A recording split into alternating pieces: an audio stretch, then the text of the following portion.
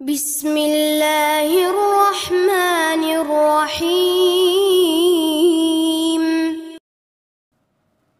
Bismillahirrahmanirrahim. Assalamualaikum warahmatullahi wabarakatuh. Bagaimana kabarnya anak-anakku semua?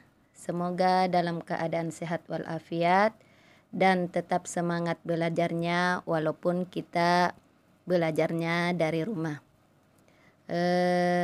Minggu lalu kita sudah memasuki materi tentang macam-macam zakat, yaitu zakat fitrah. Sekarang untuk minggu ini, insya Allah kita akan pelajari tentang macam zakat yang kedua, yaitu zakat mal. Sekarang kita masuk ke materi. Yang pertama, pengertian dari zakat mal. Secara bahasa, mal berarti harta. Menurut istilah, zakat mal adalah zakat yang dikenakan atas harta atau mal yang dimiliki oleh seseorang atau lembaga dengan beberapa syarat dan ketentuan yang berlaku dalam hukum Islam. Pendapat lain mengatakan, zakat mal atau zakat harta adalah zakat yang harus dikeluarkan oleh seseorang ketika harta tersebut telah mencapai satu nisab dan telah mencapai satu haul. Jadi itu pengertian dari zakat mal. Jadi dalam zakat mal itu ada istilah haul dan nisab. Haul itu artinya batas waktu kepemilikan harta. Maksudnya batas kepemilikan harta tersebut sudah mencapai dalam 1 tahun. Itu namanya haul. Yang kedua ada namanya nisab. Nisab itu batas jumlah harta. Mencapai nisab maksudnya itu harta yang dimiliki telah mencapai jumlah tertentu. Adapun tujuan daripada zakat mal adalah untuk membersihkan dan mensucikan harta benda mereka dari hak-hak kaum miskin di antara umat Islam. Sebagaimana Allah berfirman dalam surah Az-Zariyat ayat 19.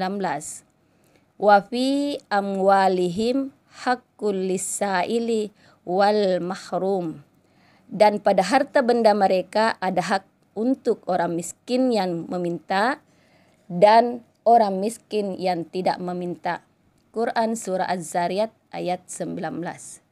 Begitu juga pada surah At-Taubah ayat 103.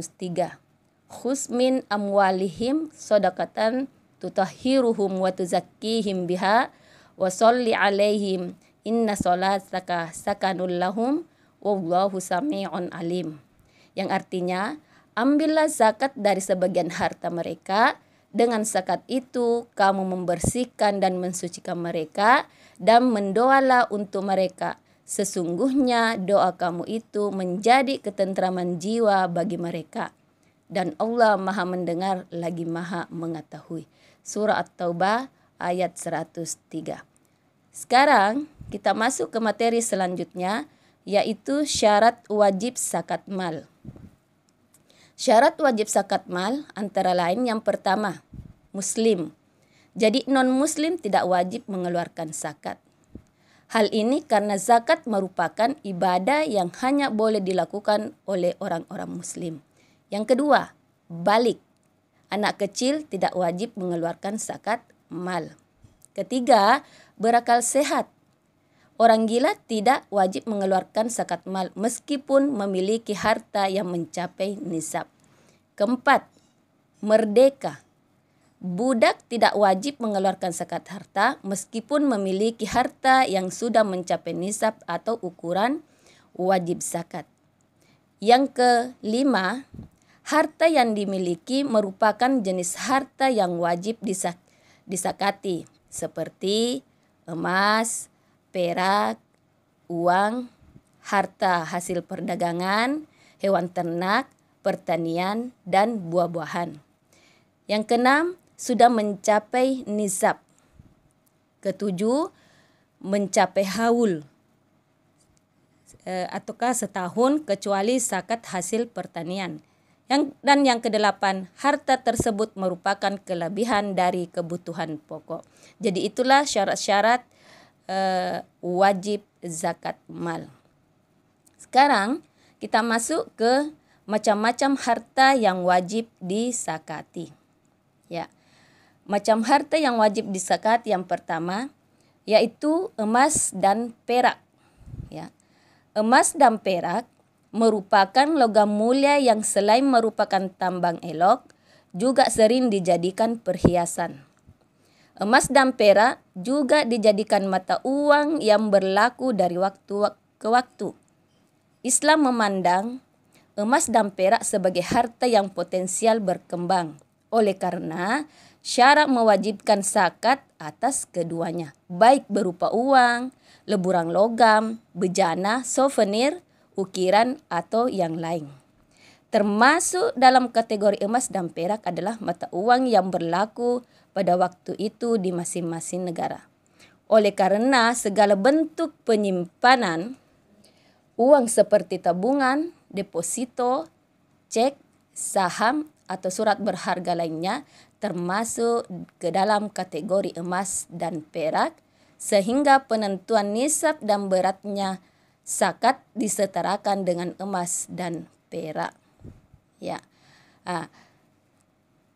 Kalau emas nisabnya itu kalau sudah mencapai 94 gram, maka harus dikeluarkan zakat 2,5%.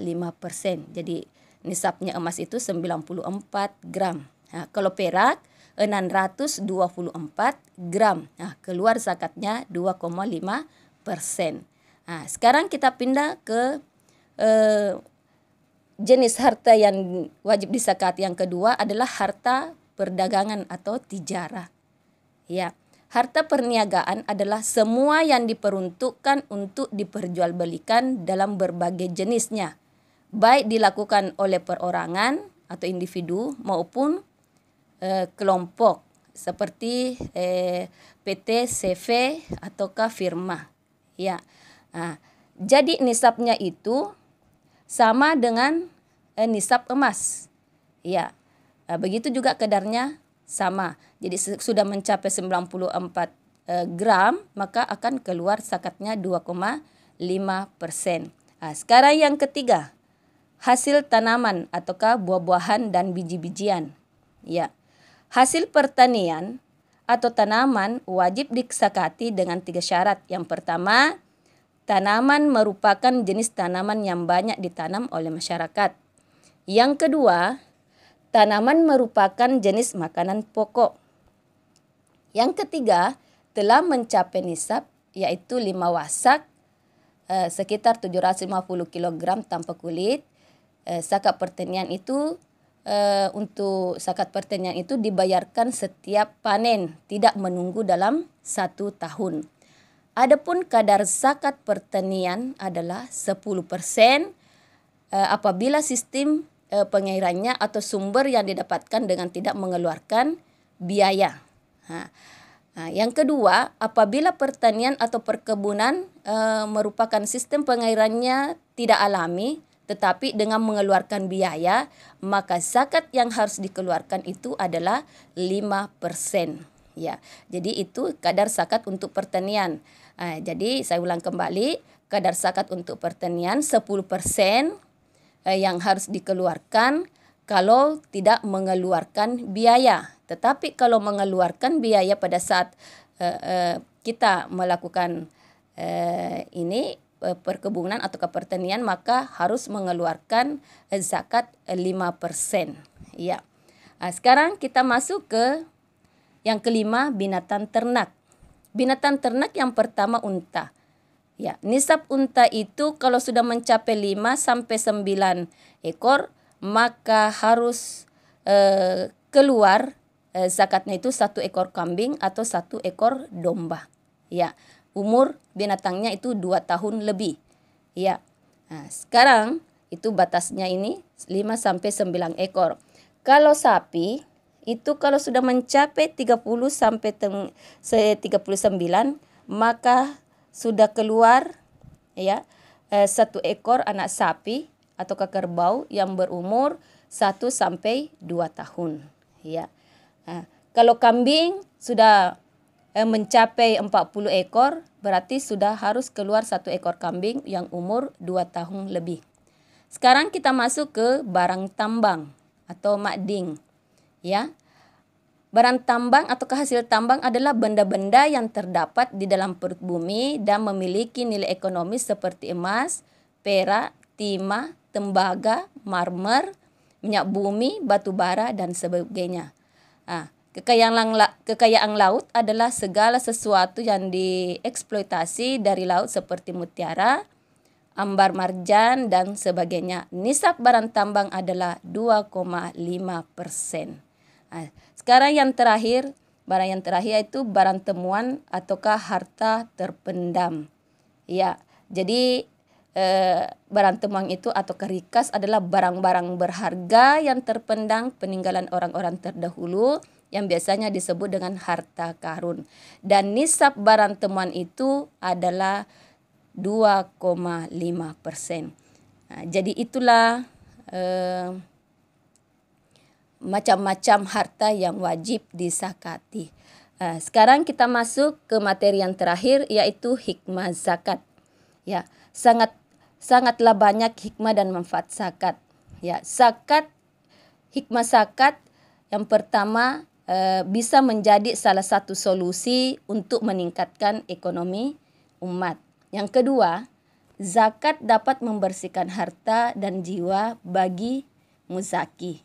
Ketiga, menumbuhkan rasa syukur kepada Allah Subhanahu wa taala, dan yang keempat, sebagai sarana mendekatkan diri kepada Allah Subhanahu wa taala.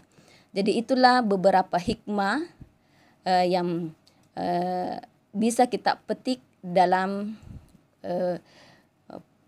pelajaran tentang zakat, dalam mengeluarkan zakat. Sekarang sebagai tugas kepada anak-anakku semua, silahkan ditulis kembali. Ini ada rangkuman tentang bab kedua tentang materi zakat. Itu saja yang silahkan tulis. Setelah ditulis silahkan kirim. Dan insya Allah untuk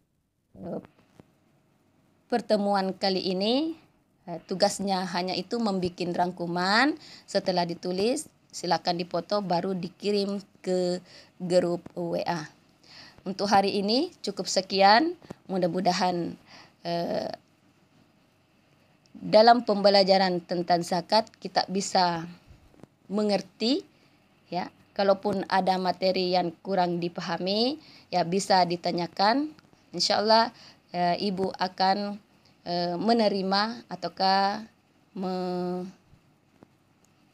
ibu akan menerima atau berusaha untuk menjawab pertanyaan-pertanyaan kepada anak-anakku semua.